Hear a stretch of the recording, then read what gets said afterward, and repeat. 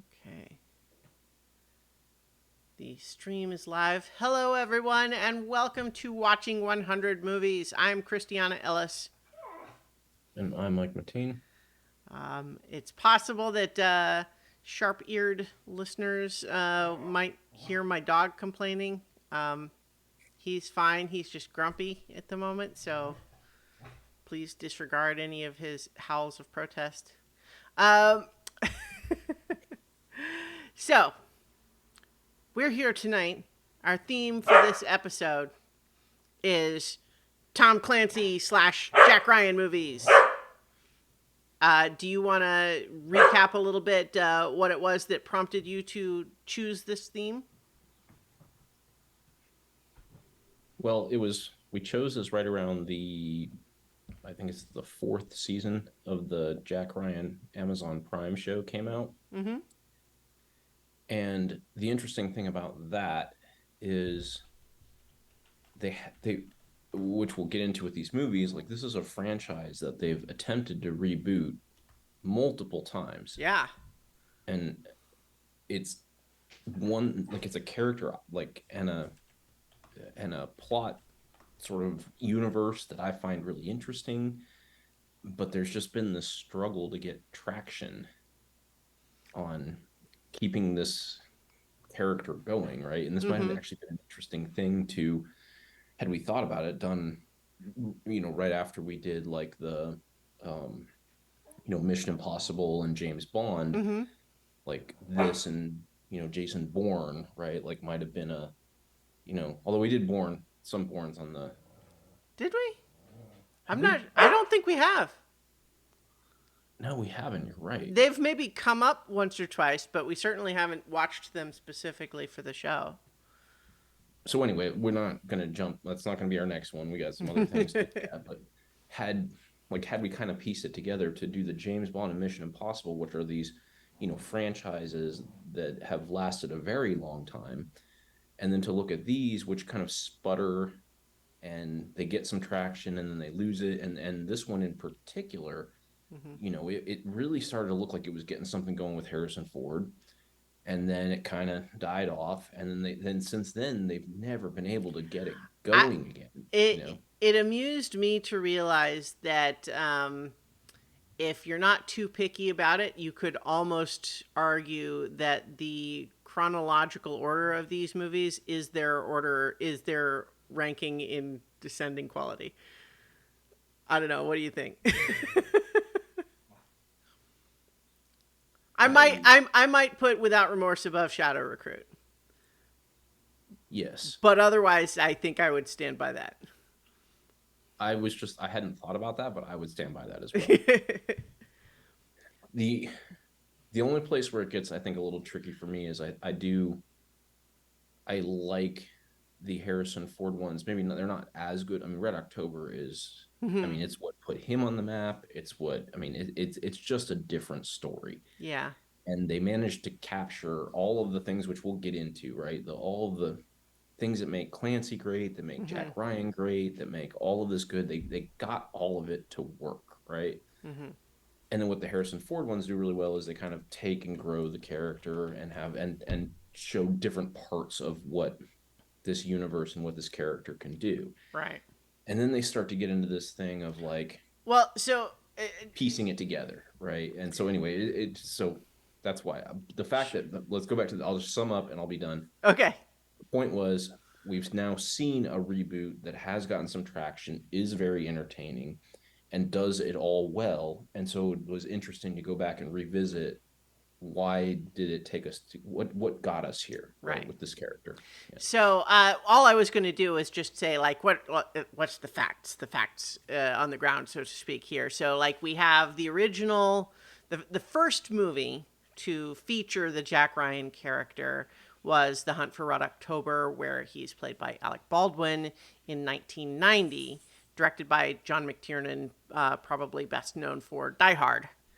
Yes. Also the first book by Tom Clancy Oh, with okay. Jack Ryan. I yeah. There you go. And so his first book, or just Jack Ryan's first book, and then there's I the dog over my might shoulder. stretch, and I didn't research it well enough. I That's fine. think his first book. I think Okay. he wrote it while doing his job as like an insurance agent or whatever. He was Mm-hmm. like he's not like he is not a ex CIA operative. Like Mm-hmm. he is just a guy who's really good at research and did this. I think he Mm-hmm. was an insurance agent. I think this is what he wrote like in his downtime.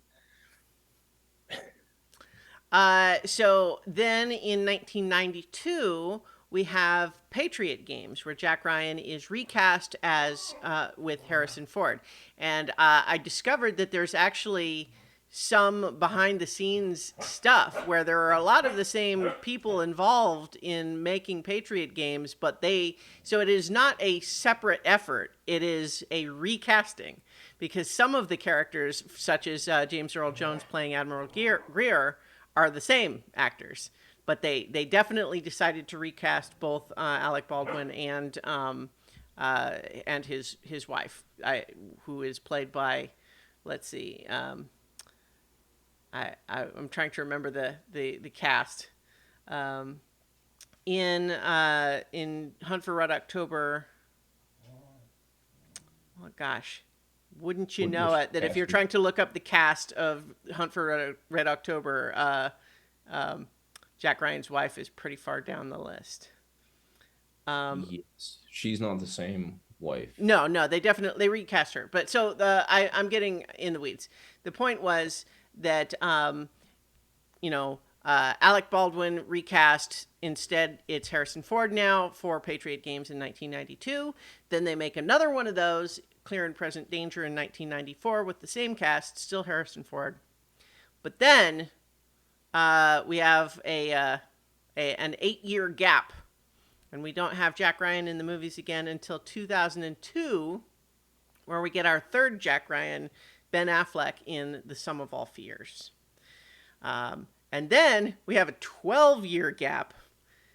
And then in 2014, we have Jack Ryan's Shadow Recruit, where Jack Ryan is played by Chris Pine. And then, of course, we also watched Without Remorse, which doesn't have Jack Ryan in it, but has a tie into that whole universe because John Clark, who is a character that shows up, played by Willem Dafoe in the Harrison Ford ones and by Liv Schreiber in Some of All Fears, shows up, and only he's Without Remorse is about that character becoming that character, this time played by Michael B. Jordan. But then, as Yes, you mentioned, there's also now the Amazon Prime series with John Krasinski. right. And so I did pull it up. So I'm not trying to say I was right, but I'm accurate in that he wrote Hunt for Red October while he was an insurance agent, Mm-hmm. and it did decently well until President Reagan got a hold of it and then started to promote it, and that's when it like took off. Yeah, I can imagine that would do it. Yeah. Um, so in any And case, then oh, and sorry, go just ahead. I'll just tie with like the book part back in again. So every one of these movies is somewhat based on one of Clancy's book, except for Shadow Recruit. Mm-hmm. The other ones all are, even without remorse. There So, is a John Clark origin story, except that it's the timing because he wrote mm-hmm. it back in the late Well, 80s. It's that's tied to Vietnam and not, yeah, that's one of the huge things that we definitely need to talk about as we go through these movies is the evolving time period, and specifically even the evolving public perception of the CIA and whether they're good or not. Evolves over the course of these movies. But the so Jack Ryan Shadow Recruit is played as kind of a prequel. It is although he had been a Marine, which is consistent throughout all the movies. Like the idea that he had been a Marine, but then he hurt his back and then became an analyst after physical therapy was established in some of the other movies. But this movie is showing that time period and his first time in the field. But has so you mentioned that that isn't a book, but is there a book that shows that time period, or is it always just kind of hinted at or shown in bits in the other books? as far as I know, at least of the main canon, there is not uh like a prequel book. The only prequel book that I know of is the Without Remorse, which is the John Clark prequel, not the Jack Ryan prequel. Mm-hmm. Okay. Well, so we could try to go through all of these movies in order. Maybe we should do that and just try to limit ourselves to a few minutes on each, just so that we can kind of talk about the broader thematic stuff and not just each individual movie. Yeah, But I would just say that it might make some sense to be a little more lenient on like the first three. yeah, no, I allow ourselves more time for those, and then I think we may naturally take less time for the others unless we Yeah, just. Well, okay. So in any they just case, they just establish some of the things that we're going to yeah. talk about in the So other I ones, don't think right? we need to set a timer, but I think that we should just be aware that we are going to try to get through all of them without running for 4 hours or something like that. Yes. Okay, so I mean that we begin with The Hunt for Red October, which, if people haven't watched it in a while, one of the interesting things that I had forgotten about it is how long into the movie before the movie tips its hand that Sean Connery is actually planning to defect and not attack. I had always remembered that he was planning to defect, and I had forgotten that the movie kind of keeps that close to its chest for the first third of the movie. All we know is that he is doing something, against the rules. Like, he murdered his own political officer, he stole the second key, he's clearly doing something that he's not supposed to be. And so this idea that, all the Americans think this venerated Russian, is he general? He's a general or an admiral. He's some rank like that, right? And the submarine commander, known for training other submarine officers, has apparently gone rogue, and so therefore there's kind of a coordinated effort from the Russians and the Americans to try to find them, but Jack Ryan is the only one who is able to kind of figure out what must be really happening, which is that he plans to defect. And he is able to do that because, he's the, Jack Ryan super genius sort of archetype, right? But in fiction, the idea is that he specifically studied this guy and even met him once at like a state dinner or something like that. And so it is that reason. It's not even his analyst skills. It's actually kind of just his read of the man. He does not think this is the guy who goes rogue with an attack. Right. Well, and that's when I started to talk about like how this one sort of captures all the things that are great about this character and Mm-hmm. and why this is such a tour de force, right? Because one of the running themes throughout all of Jack Ryan is that he is just an analyst that keeps getting thrown into the field, Mm-hmm. right? And because he does have the credibility of having been a Marine and Mm-hmm. having been through all that training. Like he is, it's not unheard of that he would have the skills to become a field agent. Mm-hmm. And that's kind of the thing is this push pull between I'm an analyst, but I'm a field agent. And he's so sees himself as an analyst. And then like what Mm-hmm. you just said there is one of the greatest things is that he's very very skilled at the analytical part, but where he actually thrives is the sort of the analysis of the more human component of it, of like Mm-hmm. actually understanding people, which isn't how he thinks of himself, Yeah. which is what always is the interesting thing about this character is that he's good at the things he doesn't think he's good at, Right. right? And it also creates dramatic tension because, of course, when it's really intuition that's driving his opinion, he can't easily explain that to anybody else. Right. And so he's always having difficulty persuading the the commanders that he's right about this. And it is a recurring theme in all of these movies that he is brought into a discussion with someone very important, often the president or a joint chief or something like that, and he's got some more senior buddy that's with him. So in the first three of these, it's Admiral Greer, played by James Earl Jones. But then there's always kind of an equivalent guy in all of the others as well. And there is always a scene where he just can't help but speak up because everybody else is saying the wrong thing, and he's supposed to kind of just be there and not talk, but he just has to say something because they're getting it wrong. And then he alienates some of the people who are too stick in the mud or whatever, and then the scene finishes with the more senior guy going, I told you to speak your mind, but Jesus. Every single one of these movies has that scene, I think. Yes. Yeah. It because it seems like it's such a key part of the character. He is the guy who will speak up when he thinks people are getting it wrong, even at the apparent cost of his own, career. Right. And then what usually is the follow up is that whatever the course of action that is decided based on him speaking up, he now has to Yeah. become a part of it Right. when he was just like, no, no, that's just my I'm analysis. just saying No. someone should get put on the submarine. I didn't say me. And then they always have to explain to him, well, this plan you came up with requires someone who knows the most about this stuff, which you have just demonstrated is you.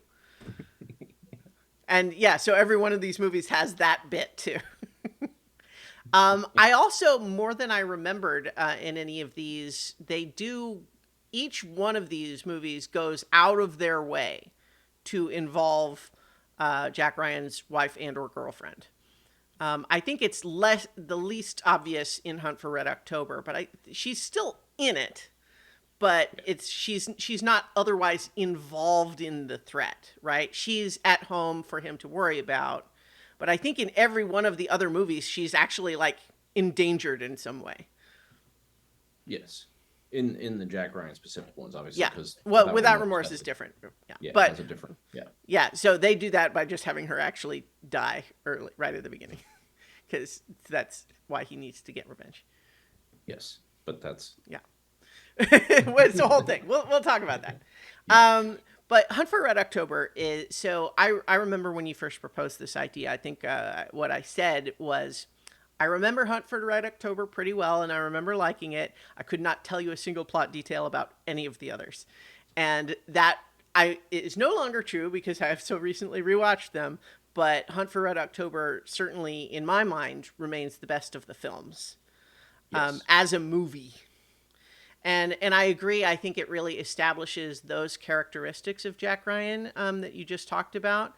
Alec Baldwin plays him pretty well as kind of a nerd who actually he can back up the physical stuff if he has to, but it's certainly not his first impulse. Yes. And especially we get a good bit towards the end where he has fun chemistry with Sean Connery, where Sean Connery is saying, maybe we can't shoot back at them because we're in the room with all the missiles. And it's like, well, what should I do? And he's like, well, try not to get hit by their bullets. And then we have him actually like doing an impression, Sean Connery, try not to get hit by their bullets, as he's crawling through the ductwork. It made me think of The Rock, although it occurred to me that I can't remember for 100% if there's a moment in The Rock where Nicolas Cage actually does an impression of Sean Connery's character. Certainly the dynamic is similar, but I don't remember if he actually imitates the accent at some point. I don't think he imitates the accent, but there's definitely I think there's a scene where he has a conversation that they had, but he says what he really wished that he had said. Yeah. But I think it's all in Nicolas Cage's Well, voice. and But Nicolas the point is the Cage, same. Nicolas Cage does in that movie do like after the fact impressions of other characters. Like there's the whole bit where he's lying in the cell going, "Is like I'll be thinking about gutting you, boy." Anyway, but we're not here talking about The Rock. But it just made me think of The Rock because the dynamic is similar, and obviously we have Sean Connery overlap. Yes. But so one other moment that has become almost a meme, not just from this movie, but because lots of movies do it. But this is just such a classic example of Russian characters on a Russian submarine. How do we make an American movie without it just being subtitles all the time? And the way John McTiernan chooses to do it is not by having them say out loud, "We have to practice our English now," or something like that. But instead, it has them speaking Russian with the subtitles. But there's a bit that's pretty neat where it does just kind of this slow zoom while one of the characters is talking in a monologue, and then at a point where it's zoomed in enough that there's kind of it's more focused on some, it's like on a cigarette or something like that, and then he switches and it pulls back out, and so it's just kind of this change of focus that like certainly calls attention to it as itself as a technique, but seems pretty deft to in my Yes. view. I think it works, and one of the Harrison Ford ones does it not quite as smoothly, but similar thing. Otherwise, I think maybe with the cartel or something like that. But in any case, though, we have Sean Connery and all of his various crew, and there's the whole bit where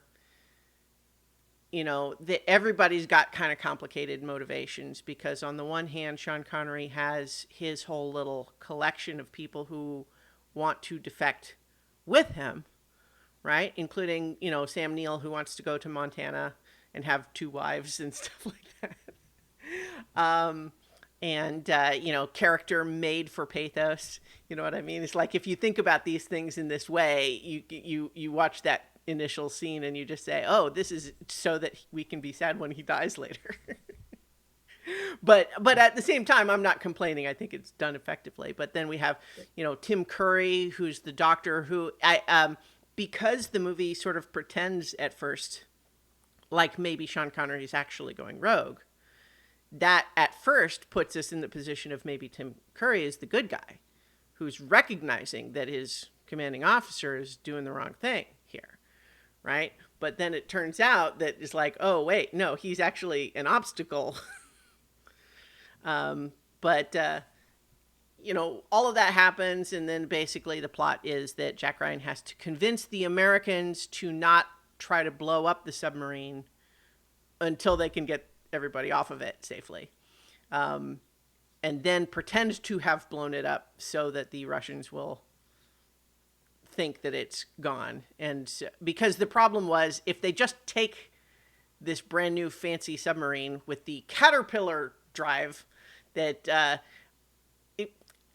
I can't help but think it's maybe a minor plot weakness that the whole point of why the Caterpillar drive is a big deal is so that it's invisible on sonar, and yet the American submarine just finds it immediately.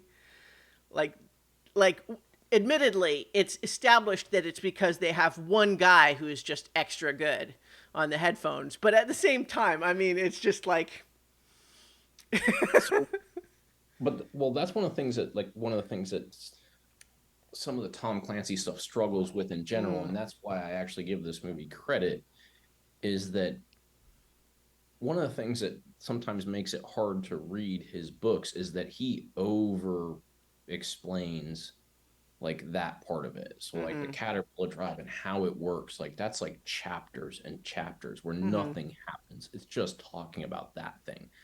And how Jonesy discovers it is chapters and chapters, right? mm-hmm, It's so nuanced, and they managed to your point, like it seems a little slick in the movie, but they had to figure out how to do this, and not, mm-hmm, not all of these movies can do that. Some of them just sort of try to cut that whole part out, which I think is part of the reason why mm-hmm, they they don't quite capture the fan base the way that the books do. mm-hmm, I think there's another scene that comes up in one of the Harrison Ford ones. I'll just touch on briefly. Like the eye surgery scene is done very much the same way, mm-hmm, where it's like this doesn't really fit, but like he just decided to explain in like super detail about like how this new surgery works, right?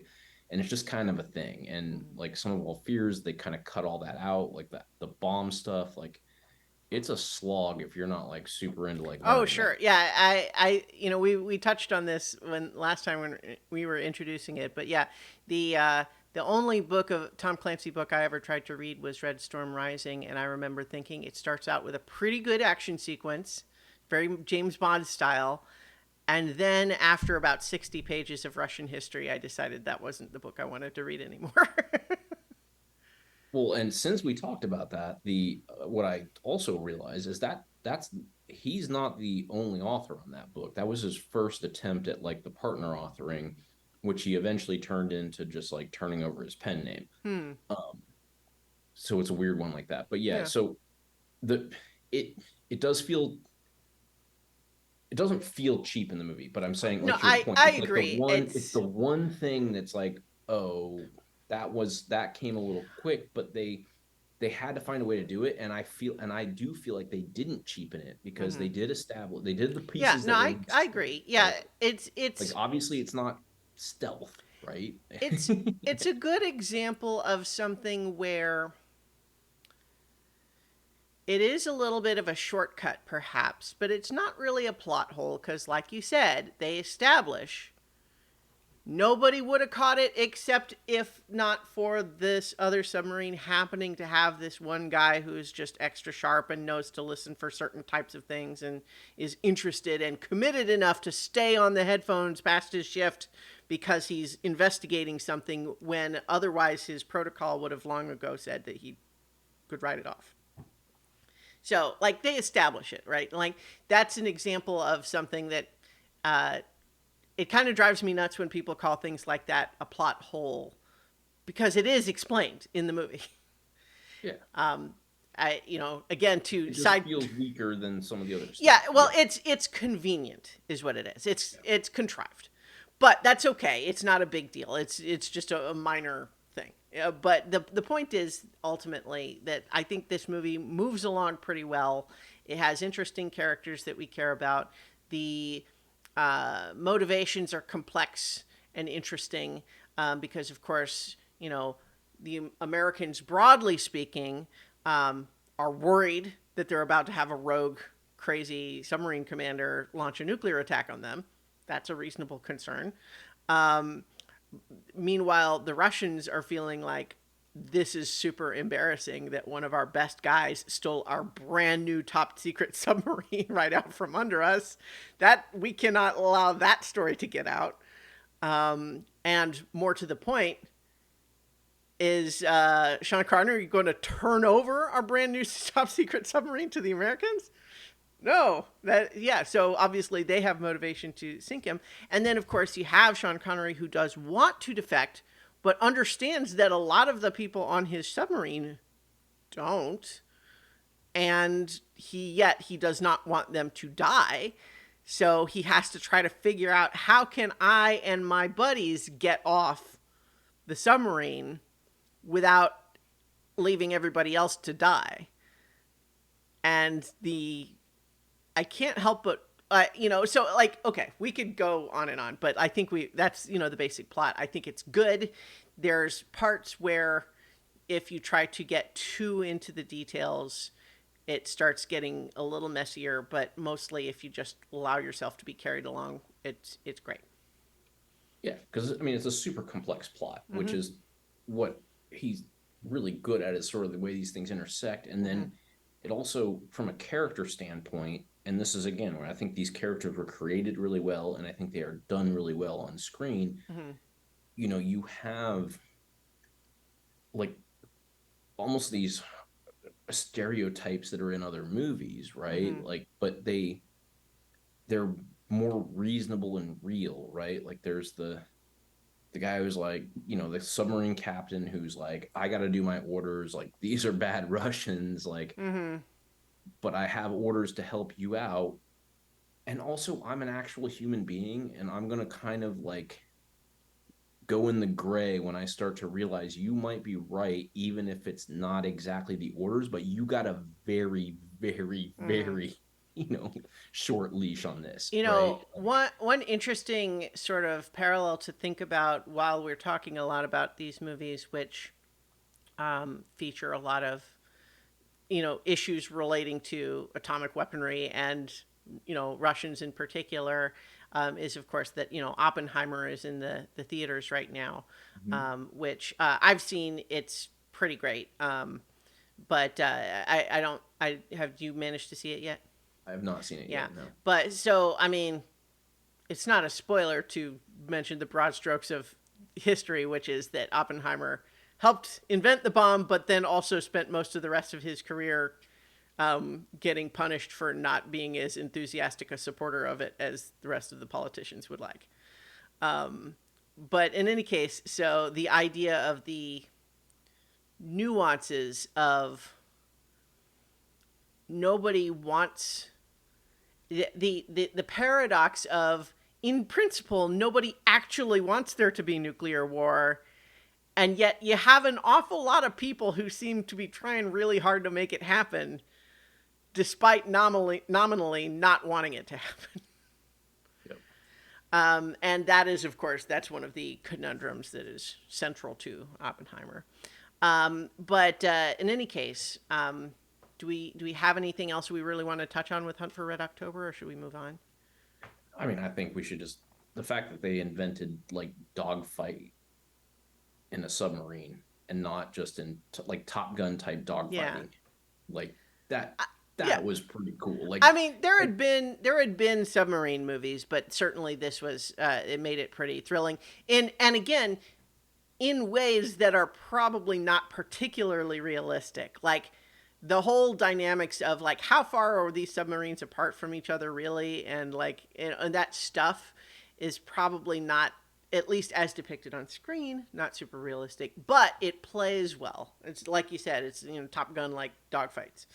yeah, but it uses to kind of tie that point back to the Clancy stuff is that it uses real things. Mm-hmm. It just does it in sort of this extraordinary way, like the fact that they don't arm the torpedoes in the tube, Yeah. right? Like there's a reason they do that.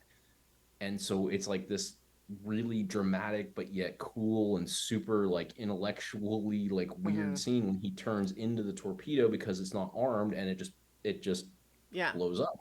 But then of course there's then the repercussion of, well, now I know what you've done.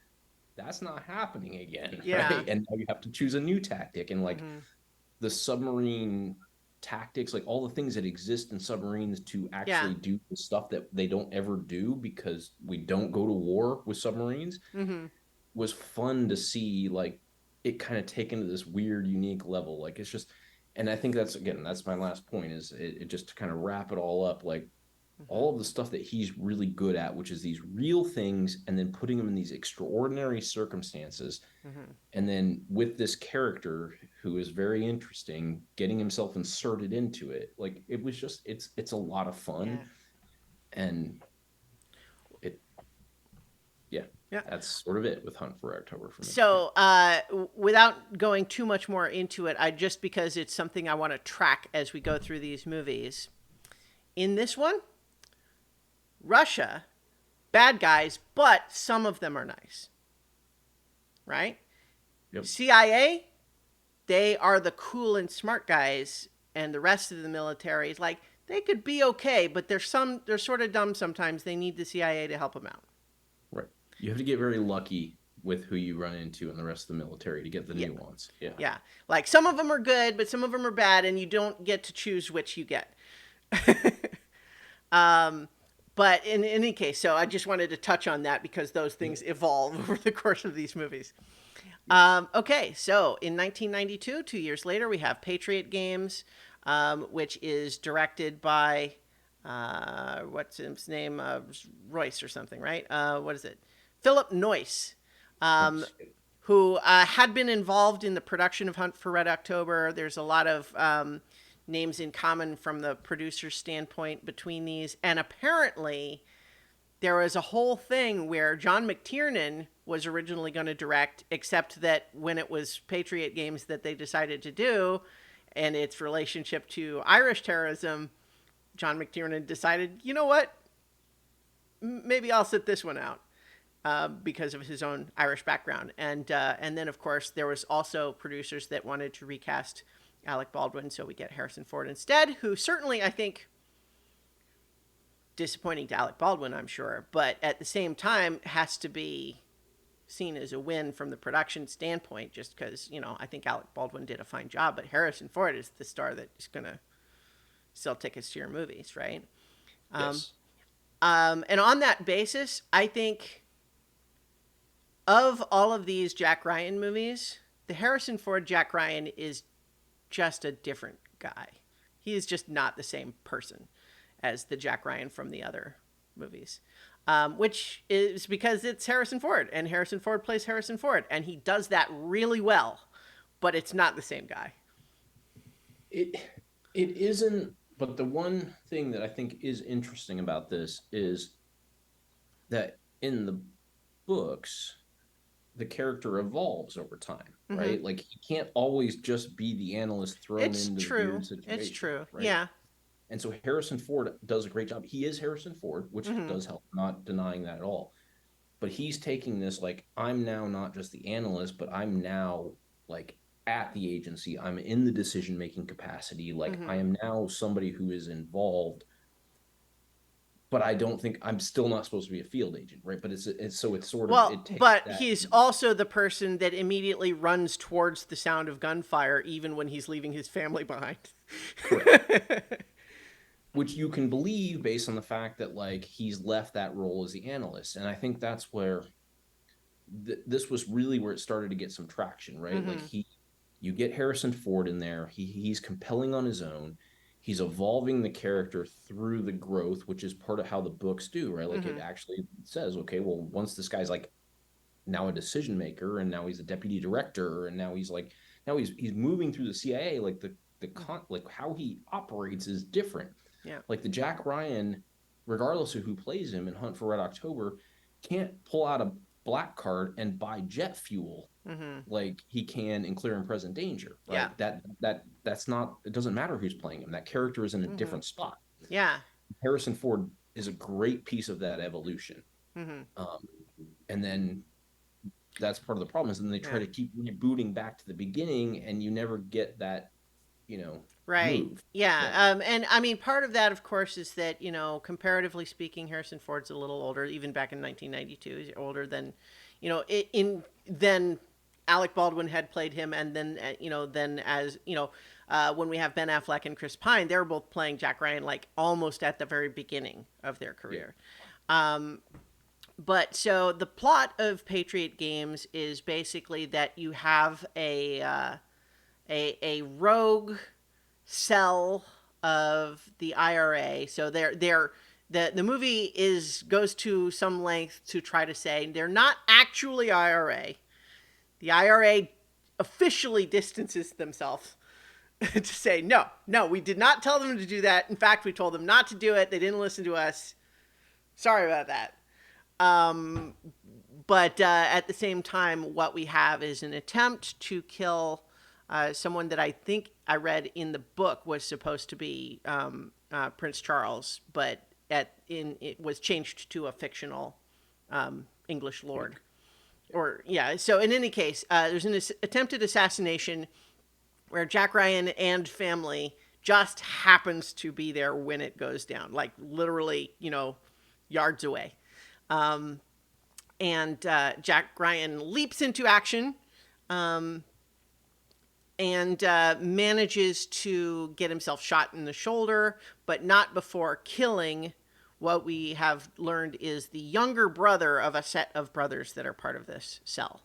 And so that just messes everything up because Sean Bean, as the older brother, now cares more about getting revenge for the murder of his little brother than really any other priority that their cell might have had, or for the IRA, or really anything.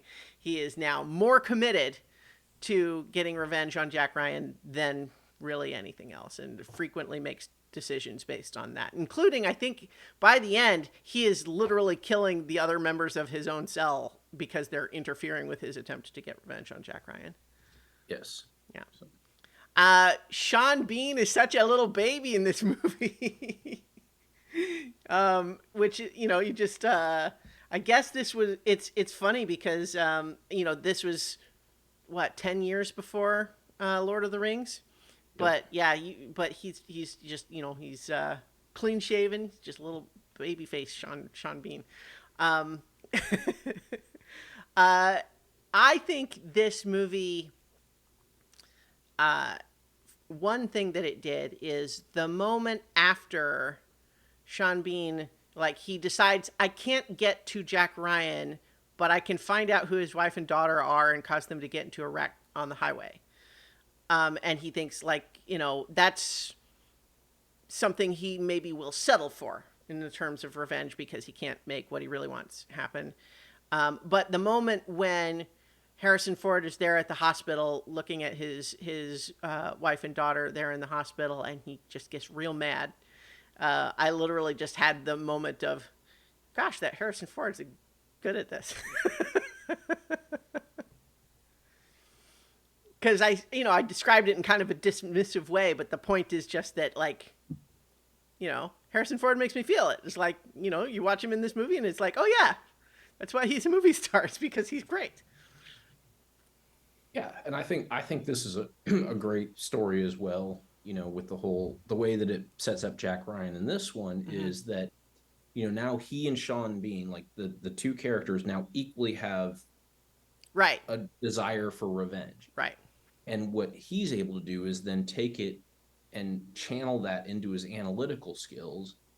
Mm-hmm. And the spycraft is like dialed up to a Yeah, whole nother notch on this. Like right. I mean, the whole everything about how they satellite surveillance and all Mm-hmm. that, like it's just and then but then you again get to a point where it has to become a human analysis where they're trying to get the IRA guy Mm-hmm. to turn over these guys, and he won't, not because he believes in what they're doing, but because he won't turn over Irish people. Right. And then they figure out that one person on the entire thing, or no, he figures it out for him. Mm-hmm. He Well, they eventually, like, yeah, basically, so Harrison Ford basically goes temporarily rogue himself yes, by basically threatening the IRA leader. It's like, look, both of us know that you're actually not directly involved. But because you're not cooperating with me, I'm going to tell the press that you are involved. And I'm going to be such a pain in your ass that you would yeah. better just tell me what I want to know. Oh yeah, and I mean it's a credible threat too. He's like, the TV wants to come in to my Yeah. wife and I have daughters. been keeping them away proactively. I don't have to do that. Yeah, I'm gonna let him in, and I'm gonna tell him you did it. Mm-hmm. you know? Yeah. Um, but yeah, so I will say I feel like this movie gets a little silly by the end. I mean, by the time we're having a speedboat chase, that's maybe one action set piece too many. Yeah, it's well, there's some other later movies that have some of that Well, same that's problem true. where they, yeah, I think this one is pretty good, but like I said, I think it kind of loses its grounding by then. It's entertaining throughout, but also just like stops feeling like an actual spy thriller, and now it's just a regular action movie by the time we're doing a night speedboat race and one of them's on fire and they're, right. let's impale Well, him and on an and the anchor. point, what makes the movie good is that you have these two guys who want revenge on each other, Yeah, and there's kind of this push pull between, like, how do I not let my emotions get out of control? And Sean yeah. Bean's always like a little too far Mm-hmm. on one end of it, right? Like, and they use little subtle things, like again with the satellite thing, like Mm-hmm. they realize the satellites are coming over, but he's so determined to get a few extra shots, right? Like it's a silly thing, Yeah, but it's like it's just showing you that like he's starting to break the rules right. because he's that angry. And Harrison Ford has these moments where Mm-hmm. he like lashes out because he is still angry, Well, but he yeah. keeps grounding himself, Yeah. right?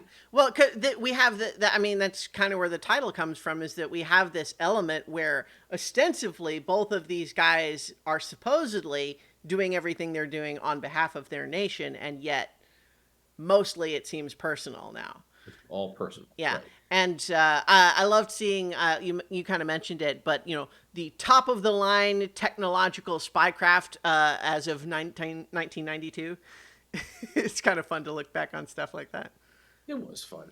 And then, but to wrap it back into your point is when they finally just have Sean Bean like go completely overboard, like it just Hmm. becomes a little ridiculous, right? Yeah. Like when he's no longer in the push pull and he's just given in to like the impulse of like I'm gonna do everything, including killing my own people, leaving them behind, running Yeah. on a speedboat that's on fire, like Hmm. that's where it's just like I don't feel the connection to like what Yeah. the story was supposed to be telling anymore. Right. And I don't think I wouldn't even say it's a bad ending. I just would say that like it kind of it overstays its welcome a little bit. Yeah. Um, but by and large, I think it's It's pretty good. I enjoyed it. I think it's worth watching. Yeah. Um, and so then we move from there, unless you're ready. No Russians.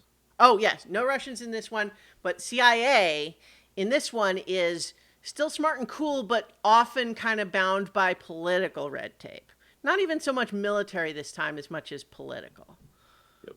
Yeah. But yes, good catch that we want to track that stuff. But no Russians in this one.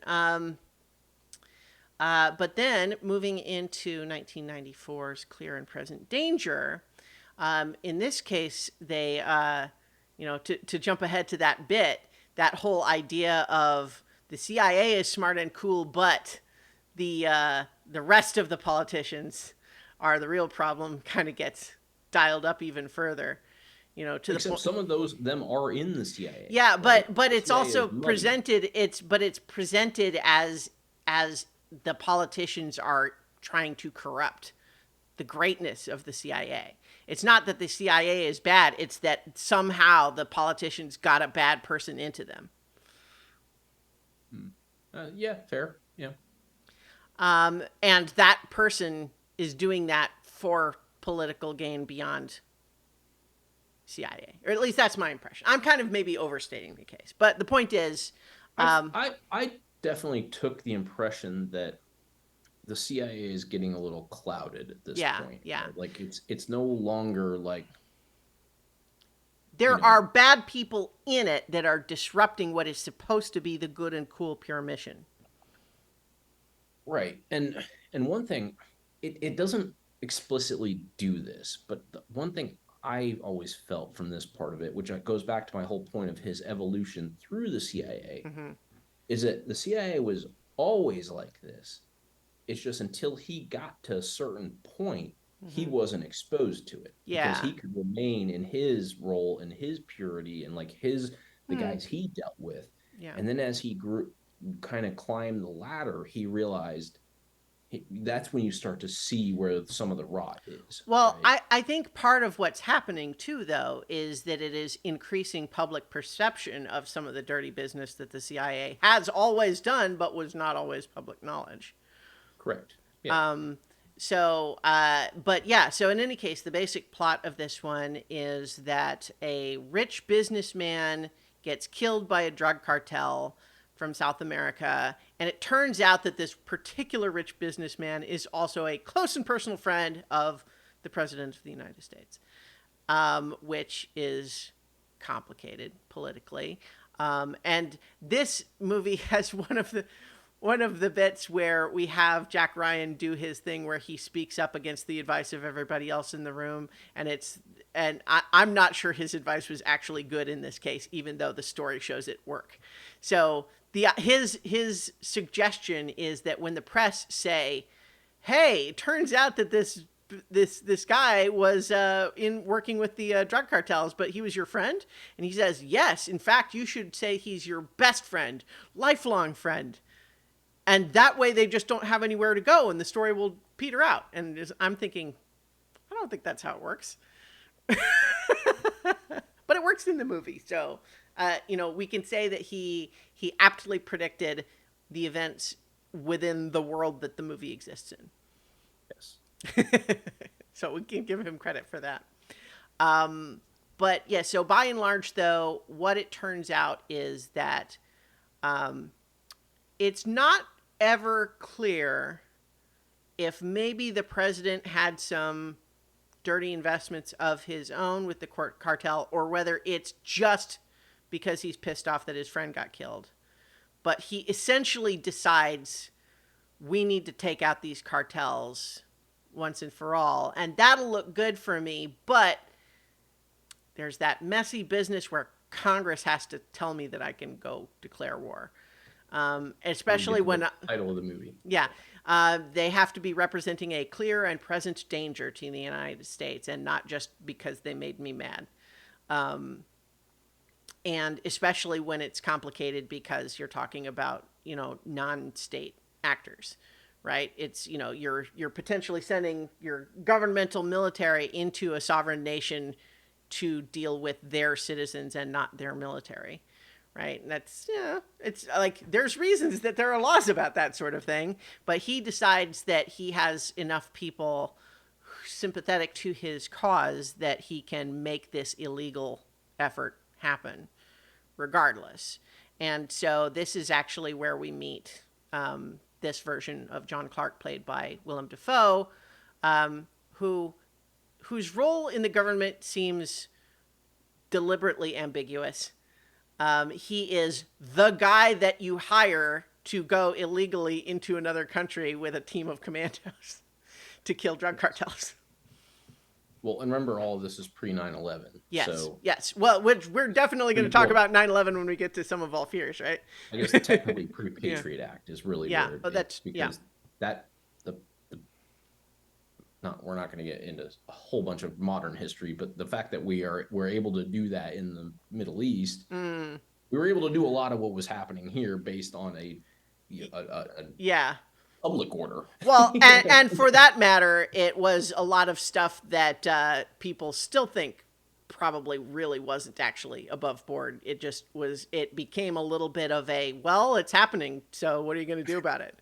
Yes. Um, So, but I think that's part of the reason I bring that up is not to rehash any of that stuff, but to more point out that like Clancy was already seeing like where this could go, yeah. right? Like if you press a president the right way because of whatever, and again, like he chose with his buddy who happened to be tied to the drug cartel versus a terrorist attack on our nation, but you can see where we start to like lean outside of bounds because we're going to go make things right and we're just going to figure out how to do it. Yeah. Right. And even though in this movie it is presented very much as the president and his cronies that he has placed in the CIA do this terrible thing, it is also, we know now looking back, it is the sort of thing that the CIA actually did a whole lot of over many decades. But in any case, this team of commandos led by John Clark are given, like, it from their perspective, it's like, it's the sort of thing where they are apolitical in the sense that they're kind of just following the orders they're given, but it's also like, I mean, part of the military code is that if you're given an order that is illegal, you're not supposed to do it. But in any case, they're presented as, hey, we're soldiers. We're told in to go and kill some bad guys and mess up drug cartels. That feels like we're on the side of good. Right. And it's in the height of the drug war too, Yeah. which is another piece of context too, right? Like this is when like the America was like really big into like the South Well, American. we talked about American made, right? Yeah. Yeah. So it gets some credibility as to why these guys would go along with it, right? Like they feel like they're fighting the drug war, right? Well, and the thing is too that what it really comes down to, what becomes sort of the tension for going into the climax and all, is that they are effective in their mission by and large. They're doing a lot of damage to these cartels. But then it gets to the point where, in reaction to all this chaos being caused, in the cartels basically contact the CIA and say, look, we need you to have them stop doing that. And we will give you, more control, more influence in these other areas. But the price for that is you've got to tell us where these guys are and let us take them out. You cannot extract them. You need to let us kill them so that it seems like a victory for us. And of course, we, the audience, and Jack Ryan think, yeah, that's monstrous. Don't do that. But of course, that's what the corrupt politicians do in the movie. So that's the tension, is that so Jack Ryan has to go in and try to find a way to help John Clark rescue the currently prisoner remainder of his unit. So We let's also kind of skipped tie the motorcade attack, which is we should the talk about. motorcade sex great, but let me just Yeah. kind of wrap up like my piece, and then we can just kind of close out with that as, Hmm. I mean, just an iconic piece of that. I mean, that's essentially a meme. Um, so this is why I like these first three so well. Hmm. Is they, regardless of changing the actor, they do stay true to the evolution Yeah. of Jack Ryan moving through it. Hmm. And so you get a little bit of a different, like, you know, you have the I'm the analyst, I'm figuring this thing out, like this Russian threat, the stakes are high, Hmm. but you can figure it all out. And oh, I realize like my people skills are actually what Yeah. gonna get me. And then you move into the, you know, revenge and the kind of that piece of it.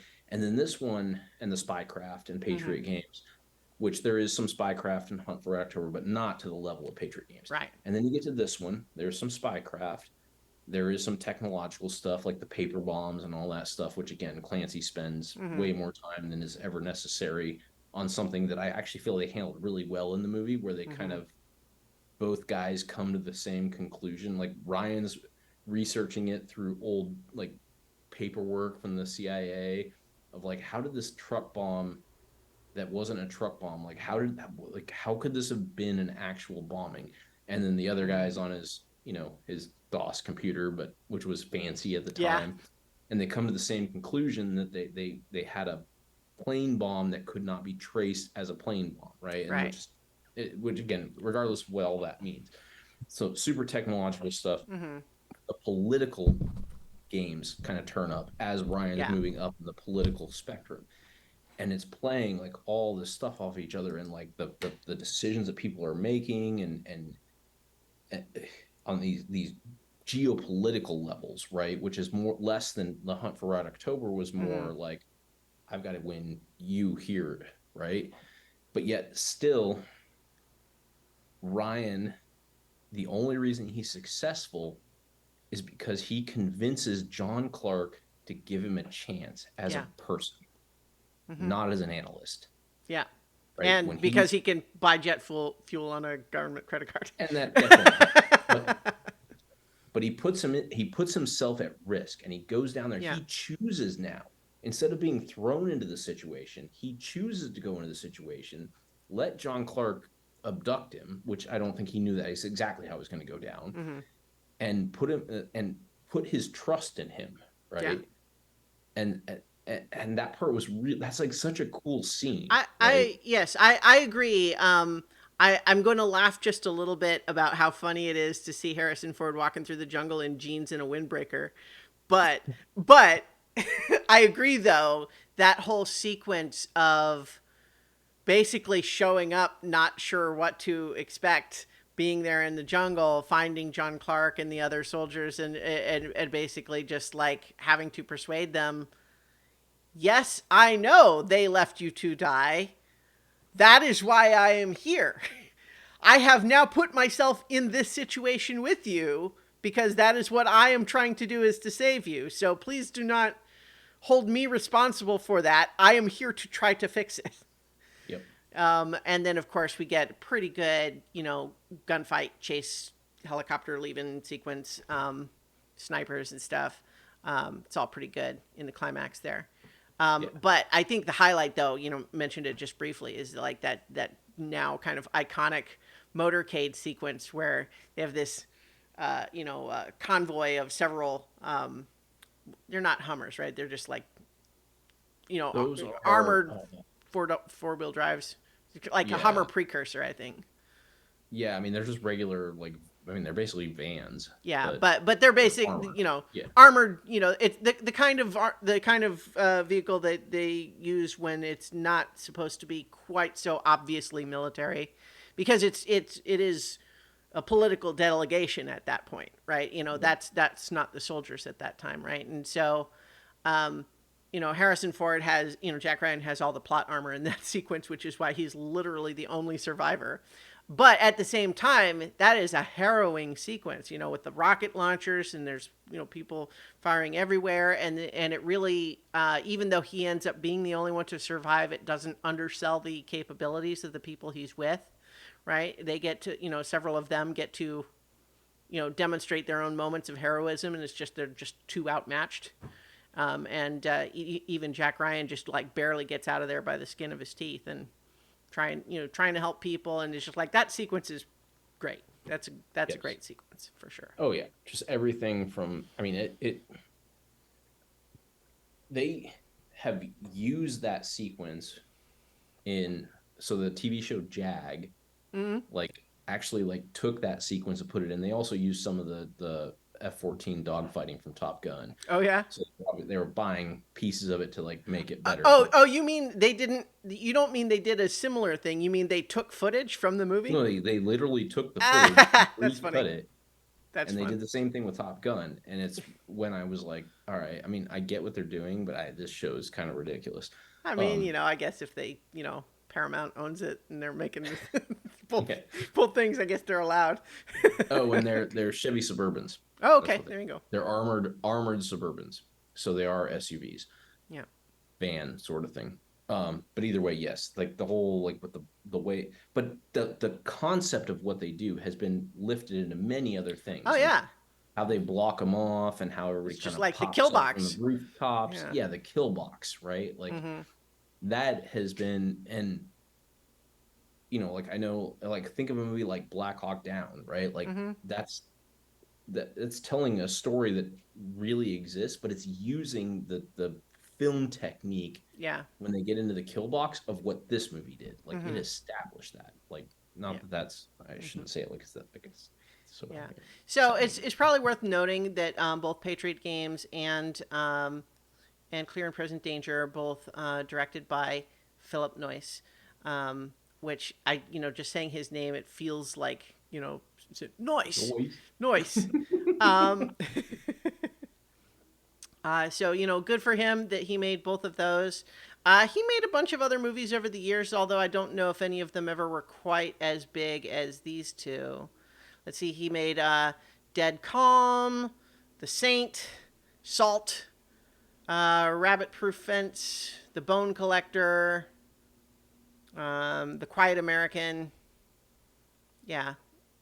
So I think probably, like, there's others that I've heard of there, but I don't think they ever got quite as big as Patriot Games and Clear and Present Danger in terms of lasting influence. But, he did a fine job with these two, that's for sure. Yeah. I think that in some respects, um, I I think in Clear and Present Danger, like the actual bits with the cartel, I found fairly uninteresting. It was just like pretty cliche stuff. Like there's 100 movies that kind of do all of that same sort of thing. But so much of the rest of the movie is really strong around those bits. Yeah. It's so this was the only one there I was gonna maybe dispute the whole point of like the timeline thing. Like Mm. I think I like this movie better than Patriot Games. I think, Yeah, I could see that. I could see that. but it's close, right? I, And it's the yeah. same genre. So if you take like Alec Baldwin, Harrison Ford, Ben Affleck, Hmm. Chris Pine, like in your progression Sure. of If you deteriorating consider quality, Patriot Games and Clear and Present Danger as like a matched set, like they yeah, count as one. yeah, they Um, count as one. They're not quite as good as Hunt for Red October, but they're mhm. pretty good. Yeah, Um, and like Harrison Ford, as we established, almost really even a different character. Although in some ways you could justify the differences as being he is later in his career than we see him in the other versions, and so on that basis, maybe that's fine, right? Certainly, in by the time we get to Clear and Present Danger, they are treating him like someone who has been put onto a Russian submarine and who has fought the IRA, in his own house, yes, or the we should say the not actually officially IRA, but anyway, the but of course, by the end of this one, like we get the surviving members of the team out, and Jack Ryan has got enough evidence to pretty clearly indicate that the president absolutely did know and order that operation. And further, gave the go ahead to let them be left to die, which is probably worse in the public imagination, I think. You know what I mean? It's one thing to say Congress wouldn't give me the go ahead to do this important mission, but it's another thing entirely to say, no, we left our boys to die in the jungle on this illegal mission. But in any case, we get Jack Ryan being the Boy Scout that everybody calls him, where he refuses to play the political game that the president tries to offer him. And the movie ends with him going in to testify to the Congressional Oversight Committee. Although, again, this is one of those things of like, 1994, remember when that would have mattered? Oh, well. That said, though, to continue, we kind of touched on it, but, our tracking of CIA perception is that sometimes involved with bad stuff, but only when they're being corrupted, kind of, somewhat from the outside, or, a few bad people are ruining it for everybody. And even the guy who is in charge of the illegal commando squad is a hero.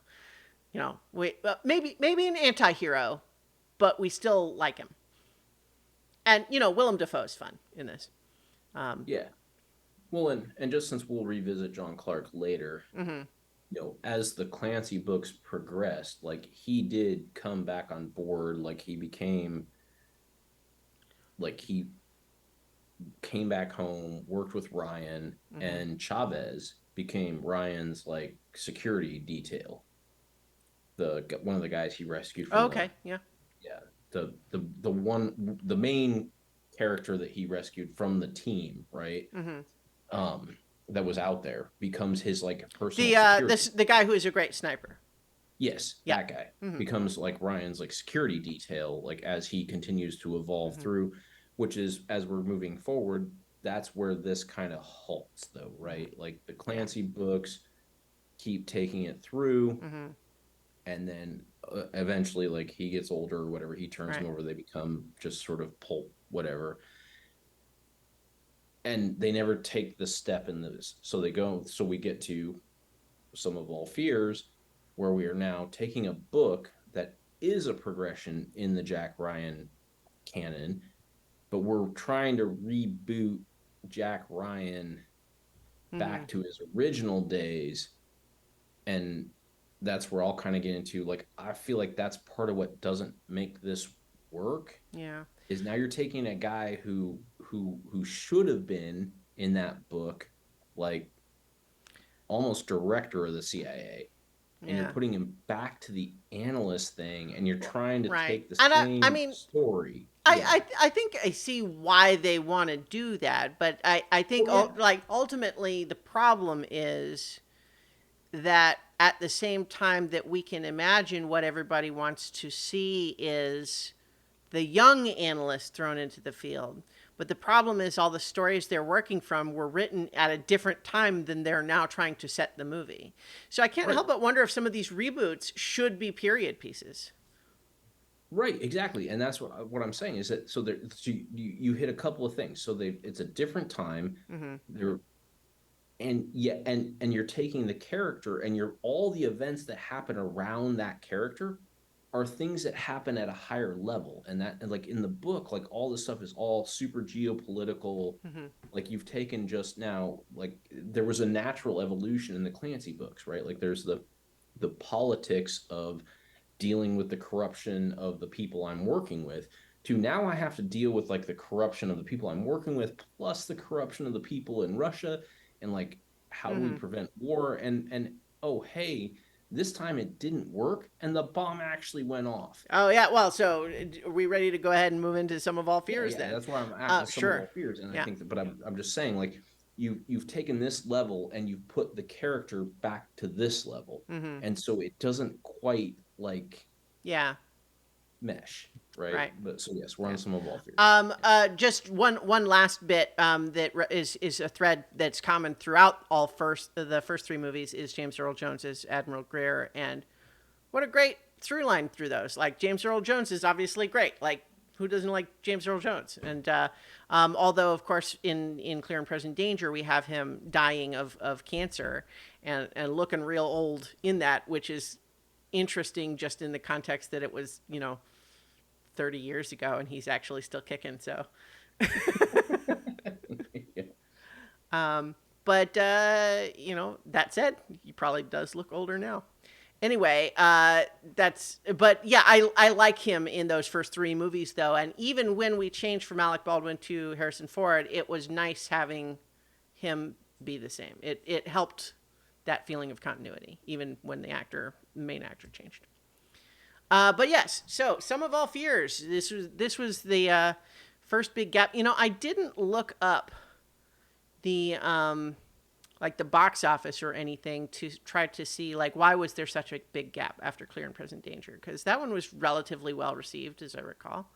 But in any case, we don't get another one until 8 years later with Sum of All Fears, which, as mentioned, we have rebooted. We're back to Ben Affleck as Jack Ryan, who is still just an analyst. Still, the backstory is the same. Like he was a Marine, but we're picking up with him as a working analyst, and we're back in with Russians as the as ironically not the primary antagonists, but nonetheless the biggest threat, because the concern here is that Russia, for a variety of reasons, has lost control of some elements of their military, and I think the biggest failing of this movie is that a lot of the plot is there's a lot of like, okay, if you say so, stuff happening in it. I don't know, maybe if the book covers it better and the movie is just kind of having to brush past stuff, but So that's what I'm saying. Like that's what I was trying to give it from a high level is mm-hmm, that it's hard to do both. And not that the book was perfect, but mm-hmm, when you're when you're the high level stuff that happens in the book is here, but your character is down here in the mm-hmm, geopolitical scheme. Like it's hard to mesh these things without just saying like, oh yeah, this happened, right? Because you can't mm-hmm. put him in those scenarios. So you have to change some of these scenarios. And I don't remember all, like, again, this is a long time since I read this book. Um, but it didn't, it didn't feel like that when I read it. And when I Mm-hmm. watch it, it's just like, it feels like they're two different stories, but they were intertwined in the Mm-hmm. book. Like, and so, like I said, I feel like they had to kind of shortcut some stuff Yeah. and just So say, oh well, trust us, this happened so because my he's not there, right. right? So what it comes down to is that we've got a guy who does not technically work for the Russian government slash military, FSB or whatever, but is certainly still kind of in communication with them, getting orders with them. He is in some ways kind of like the John Clark for Russia's side in the sense that like they still go to him to do stuff even though there's not any technical paper trail connecting them. And this is the one where he's wait. Is this the one where it's the fascists?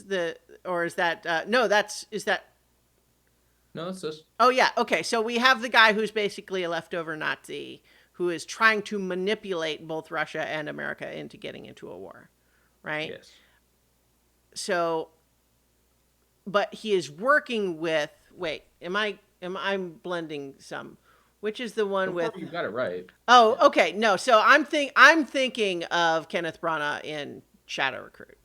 Oh, Yeah, you're leaning more to the Russian side of things. Yeah, yeah. yeah. So that's where I was messing up. Is I was trying to bring him into Some of All Fears, which is wrong. So instead, in Some of All Fears, what it is that we've got the leftover Nazi who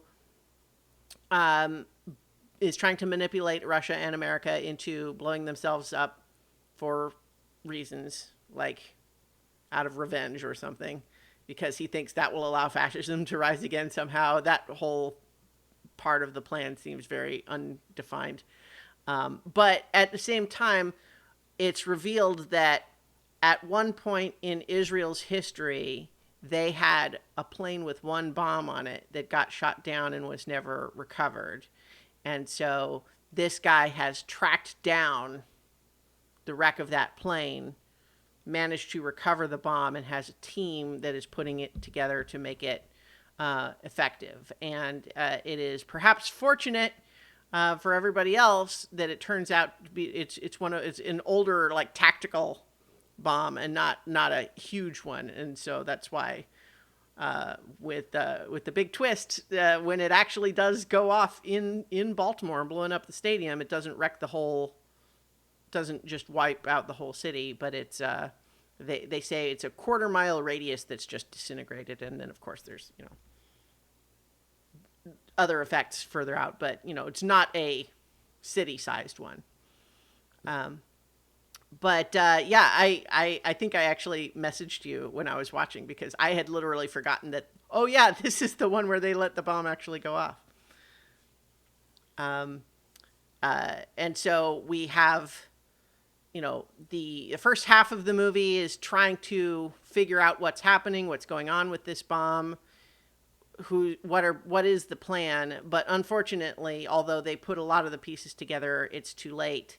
And it does go off. The president is almost killed.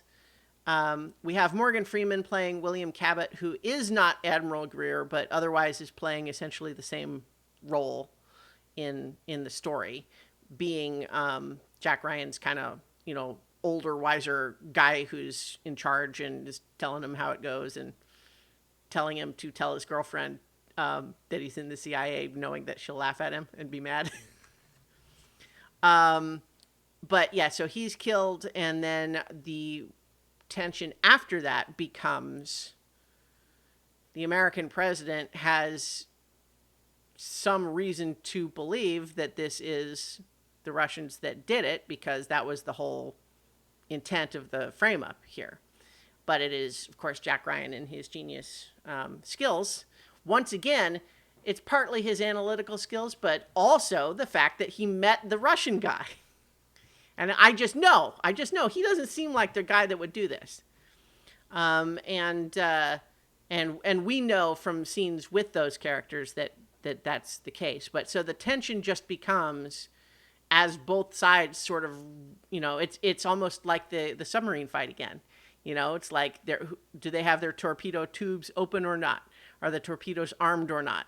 Right? And it's that same sort of ramping up of tensions as a response to this one bomb, but it is the heroic actions of Jack Ryan, and of course John Clark, this time played by Liv Schreiber, helping out in the background, getting all the details necessary, including William Cabot's secret contact in the Russian government, that we'll talk as the CIA tracking continues in a moment, but just the idea that, oh yeah, this secret channel with Russian officials that we keep secret even from our president, because in order to get the stuff from them, we also have to send them stuff. That's presented as an unambiguous good because the right people have it, right? But in any case, so ultimately they're able to stop it all from, going kaboom. And anymore, it went just the one kaboom, which, in some respects, the effects, given that it's 2002, the effects are not too bad in terms of showing it be this sort of big, devastating, destructive explosion. But at the same time, it really does soft sell the human result. You know what I mean? Other than the fact that we see the president's limo get turned over, and then, James Cromwell and Morgan Freeman are hurt in that accident. And then we see a few people at the hospital, but mostly we don't see a lot of human casualties from that. Which, given that the movie's not trying to make that. The movie's trying to be a thriller that's not a bummer, right? Yeah. So, but it was gutsy to have to make a movie like this where they do allow, the bomb that is so often a threat in all of these movies.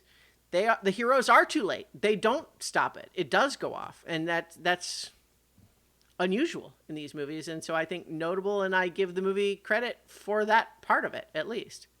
Yep. And I think it has pretty good casting by and large. I'm not always a huge fan of Ben Affleck, but I think he's fairly good in this, in a pretty straightforward role. Um, James Cromwell as the president, and Morgan Freeman is always good. But yeah, like big chunks of this one though, like other than sort of the gutsy move of letting the bomb actually go off, a lot of it feels pretty like silly by comparison with the earlier ones. Yeah, I agree, and I think it's part of what makes it so difficult to try to reboot this franchise Mm-hmm. is you're you're taking something that, like, now this author has earned this political credibility where, like, he can describe why they're making these decisions in a book that's this big, Mm-hmm. right? And then you're trying to take that, and the action, yes, it has the big action scene, but it has one, Mm. right? Outside of that, I mean, there's a couple Well, of there's things a lot where they, of Ben yeah, Affleck like, going through the wasteland of destroyed stuff, but again, it's like I think that stuff it's a two-edged sword, because on the one hand you want to show the destruction, but on the other hand you can't help but think about the parts that you're not seeing that would be there right, if it was real. exactly. So you're trying to build this entire story around this thing with, like you said, not dealing with the human tragedy of it, Mm-hmm. and then trying to put the geopolitical pieces together Mm-hmm. in a shorthand that it doesn't quite work. And then I'm just going to repeat myself at this point. you've you've put your main protagonist at a level where he's actually not in that playing field, so Right. he's just sort of like an observer, and Mm-hmm. it's so I get what they were trying to do by making him like the new character again, but you can't take that story Mm-hmm. and put him as the new character again. Like, it just doesn't work, which is why when we move to Shadow Recruit, and ultimately we're not going to talk tons about the new TV show, Mm-hmm. that but I what I did like about Shadow Recruit is they picked a new story, like they picked Mm-hmm. a modern story, right? Yeah. And they, if you're going to reboot him as a young guy again, Yeah. like, just don't put him into the context of everything else that's happening, right? Like, Mm-hmm. so So I think maybe Some of All Fears has some good stuff in it. I kind of liked all the stuff with Ciaran Hinds. I think he's good. mhm. I mean, he's like I feel like the casting makes those scenes work in this movie. But that's enough to make them work. It's kind of feels sillier even when they're trying to make a bigger move, but overall, like I don't think it's a bad movie. Fine. It's Yeah. fine. Yeah. But then I like we have another. I think it does not perform the way they're hoping it will, and so that's part of why we get another big long gap. So our various tracking. So we're back to Russia, right? Where it's in some ways similar to the idea of Russia is opposed to us, but there are some good guys. But in this one, those good guys are actually the people in charge. And I think it reflects at that time, post 9/11, this feeling that maybe we can kind of be okay with Russia again as we all turn our eyes elsewhere for the real dangers, right? So there's definitely a vibe of let's stop talking about Russia as the big bads because we've got other problems and maybe we can team up with them to stop those other problems, Yep. right? Which has, as everybody knows, turned out great. And But yeah, so in 2014, we get Jack Ryan's Shadow Recruit. Once again, not only is it a reboot, but it's a reboot even further back because we actually begin with him literally, not even in the Marines yet, but joining up because of 9/11, which I thought was an interesting thing to make explicit. I can't help but wonder if they really only did that because the timeline worked out, and so they thought they might as well. Because I don't think it really thematically connects to anything else in the movie. So I think that they thought this franchise was going to have longer legs. Hmm. I mean, they put a lot of weight into this. I mean, I so Kenneth Branagh, Chris Pine, Keira Knightley, here's the Kevin Costner. Kevin Costner. Like, Here's the thing. So I after when I was watching it, and I messaged you because I wasn't sure if you had watched it yet, and I didn't want to say anything if you hadn't watched it yet. But what I was thinking at that time was this movie has all the pieces that on paper seems like it should be able to be good, and yet it just can't get itself there. It's just lifeless. There's a couple of moments where you perk up a little bit, but just so much of this movie just you can almost feel the movie being frustrated with itself that it's just not working and it's not sure what to do. I was really frustrated with this movie. no, I agree. Yeah. It it. But to your point about the 9/11, I feel like they wanted to give some future like plot lines a little bit Yeah. of juice. Like it felt like it had a bigger vision, Maybe. Yeah. and it never got there Right. because it was just not that good a movie. But this was the first movie that decided to actually show the accident where he was hurt and to turn up the volume. I don't know how it actually is in his backstory from the books, but in this case, the idea is that he has like two broken vertebrae and still managed to drag two other guys out of the helicopter wreck. Sure, why not? It's Okay, been yeah. maybe it's been so long since Sure, I why? read the It's not important. But in any case, it actually has him in the period where he's going through the physical therapy, and there's kind of a bit where we sort of realize that Kevin Costner has shown up to recruit him into the CIA, partly because there's an element of like we recognize that this guy's got the skills and the guts, but also is not going to be going back to active military service. So maybe we need to give him something else to do, right? And so that's where the CIA comes in. Um, but uh, we even have so this movie has really come far in terms of our tracking of the CIA because this one puts criticisms of the CIA in the mouth of Jack Ryan. Talking to Kevin Costner, who's trying to recruit him, saying, people don't really like you guys anymore. And what about all of those awful things that you did, like Abu Ghraib and stuff like that? And Kevin Costner's answer to that is, not my unit. The implication being, oh, sure, those other CIA guys do all that bad stuff, but we're the good guys. Which, I mean, you kind of have to do, right? I mean, I sort of give the movie at least some credit for not just trying to gloss over that stuff altogether. You know what I mean? It doesn't just try to pretend that stuff isn't really part of the public conversation when we talk about the CIA. But that said, he's basically saying, look, there's bad stuff that happens, and I'm not going to try to defend any of that.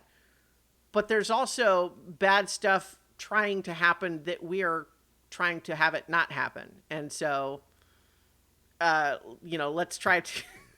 There are bad guys out there, and we're going to try to stop them. And that's kind of the presentation here. But I think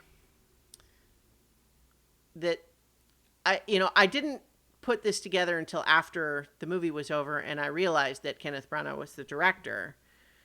And I wasn't sure who to blame through most of the movie. And then when I realized that it was him, I blame him. Because I have liked some of Kenneth Branagh's movies. I have liked him in movies. But Ken, my man, you're directing this movie. You cast yourself as the big bad, and you choose to have him be a stoic, man of few words, badass Russian. Like, Mr. Branagh, do you really think that's your wheelhouse? Do you think that that's what people like to watch you do in movies? I hadn't um, even thought of that. That's funny. um, he plays in this movie a character who does not change his facial expression when he sees his Russian handlers preparing to shoot him in the face. He is stoic. He is resigned to the fact that he screwed up, and so he's going to let them just shoot him now. And I'm like, I mean, they established the whole thing too, where like, I mean, he's got cirrhosis and he's going to die, and that's part of why he, part of his failure is that he basically had control of what was supposed to be a long-term, carefully timed plan, but because he got a mortal diagnosis and knew he was going to die, he decided to make things happen more quickly because he didn't want it. He wanted it to happen before he went, and that's ultimately what screwed everything up and was his failure. And so maybe that's why he doesn't care that they're going to kill him, is because he was going to die anyway. But the point just being that I have liked Kenneth Branagh in many movies, but I tend to like him more when he is the big arch dramatic scene chewing guy. So he's just so not that in this movie, but he's the director. He's the director of the movie. So he chose to do that to himself. And that, to my mind, just became emblematic of all the problems with this movie. I think that's fair. Yeah. But we've got Kevin Costner. Chris Pine is great. Now, I mean, he's just been getting better as the years go by, but he's like he doesn't do anything wrong in this. Oh. Keira Knightley is great. Kevin Costner, there's lots of great cast Kevin in this, Costner's essentially taking on the James Greer character. Right, yeah. He's the guy who is bringing in, Chris Pine's Jack Ryan. And he's going to be the guy who is knows what's going on with the higher level people, I think we can give the movie some credit that you know what, I think maybe another part of the problem is that all the whole financial ruin plan, this idea of manipulating the stock market to crash the US economy, is a little too clever by half and doesn't have what feel like real stakes. Well, and the way they try to tie it into but they have to do it at the same time that they also blow something up. Well, it's because they know that normally when you start seeing a stock market crash, the agencies halt trading because they want to forestall a huge crash, right? And so they had to do something that was supposed to prevent them from stopping trading and therefore allowing the US dollar to sink much lower than it normally would have if it was being manipulated properly. Yes, I understand all the reasons. Yeah. This felt more contrived than Yeah. any of the No, other things. I agree 100%. And I think in some ways they were obviously trying for something that felt different and felt, this movie. Modern. Yeah, but at the same time, 2014 is not that far after the housing crisis, right? So I mean, the housing crash. I mean, that's people remember that stuff, right? And so maybe that's what they kind of thought they were going to be pulling from, but also it just none of the way they portrayed any of that felt like it actually mattered very much. Other than the part where they're actually going to blow a building up, they really didn't actually make a persuasive argument that we even really needed to stop them. it was not obvious why what they were doing is something that could ruin our whole economy. It Yeah, just, correct. yeah. So like the threats just don't feel there. And but again, like I don't even feel like that's the problem. I think it's really just, you look at Kenneth Branagh's movies, and this is the only time he goes for taut political thriller. And I think that's because he just does not have a handle on the tone. I would agree. Yeah. It's a bummer just because it feels like this movie should have had the pieces it needed to be better than it is, and it just doesn't come together at all. Oh, Yeah. Which, what are you gonna do? Um, it that said, it has almost the same IMDb Rotten Tomatoes rating as Some of All Fears, and for that matter, well, never mind. I'm looking at other things, but so in any case, though, yeah, it's they tried and it was not didn't take. This one didn't take. Thank God, many of those people have gone on to do better things, like Chris Pine. Great, he's fun in lots of things now, and very happy to have him continuing to make fun movies. Like the D&D movie was well, excellent. and this is the last thing I'll say on this because we Mm-hmm. kind of like I kind of joked about like tying this to the Bournes and how they Mm-hmm. couldn't reboot. Yeah. And the last time they tried to reboot the Bourne movies, they oh fuck, what's the guy's name? Jeremy Renner Yeah. is who they brought in. And the only reason that wasn't successful wasn't because of the ratings, is because Jeremy Renner got too popular Yeah. And you and could did. never go back and make the Bourne movies because Mm-hmm. he was too tied up in his Hawkeye contract. Yeah. And this is completely different. And it's not that Chris Pine wasn't good, it's Mm-hmm. just that the movie wasn't good. And then he still went on and went and did great things and got a bunch of, but it wasn't because he couldn't do it. They just Yeah. chose not to do it with Well, him. and it's interesting that Jeremy Renner has so many examples like that, because there's also the Mission Impossible movies where they brought him into the team, and it seemed like maybe what they were doing was aiming for passing the torch, and then Tom Cruise just kind of said, "No, I'll keep it. You can be on the Yeah. team if you want." um, but yeah. So in any case, I don't know that I have that much more to say about Shadow Recruit.